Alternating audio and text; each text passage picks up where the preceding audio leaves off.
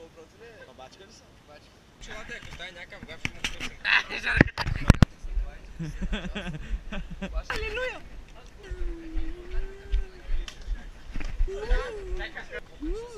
Каската. Марто вика, този ден го намерил, бил някакъв харпунаджия и ти представяш си, само го мерва, вижда го с харпуна. Последната снимка дул. Дете отдолу.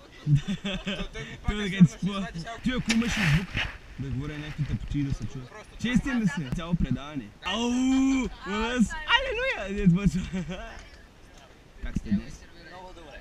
Къде ще ходите сега? Гледам лятно облечен си. Камерата фаща ли го този педерас? Наместиха ме. Перфектен си. Къде си купихте тези шорти? Много си изчерпателен. Папа ми ги подари. Мама 24 юни паметта с Марто. В 6 без 10. Нищо. Той е. Марто друго казва. Марто го боли още газът. А те боли ли те нещо? Как не? Ще дела такова човек. Боли ма кръста малко. Кръстът ви боли от напана, сигурно? Да, защото той не се даваше ли какво? Приятно близък сте ми. Знам. Георги! Ела така да питам нещо. Може ли да ви задам един-два интелигентни въпроса? Говоря с Русия, не ме занимавай. Не мога да затворя. Как сте? Много добре. Ма не така ли? Да, много така грубо, че веднага ми скача, ще има мачкаш. Да. Аз знам какво иска. Ти може знаеш кой искам, аз дали го искам същото. Ай, тази каска напред и точно ли е накриво е? Ама сложи. Тая, че ми стигна каскета. Обрай!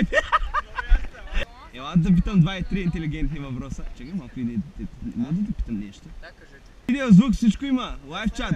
Във фейсбука си. Внимай какво говориш. Кажете една любима ваша песен, без чалга.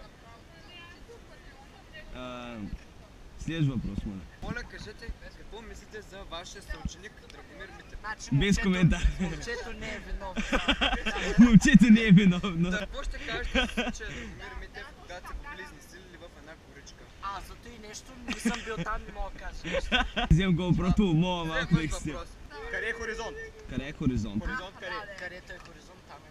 О, чудесно. Не съм бил там, не мога да ти кажа. Само културни песни. Като Марисо Парари. Харесвате ли тази песен?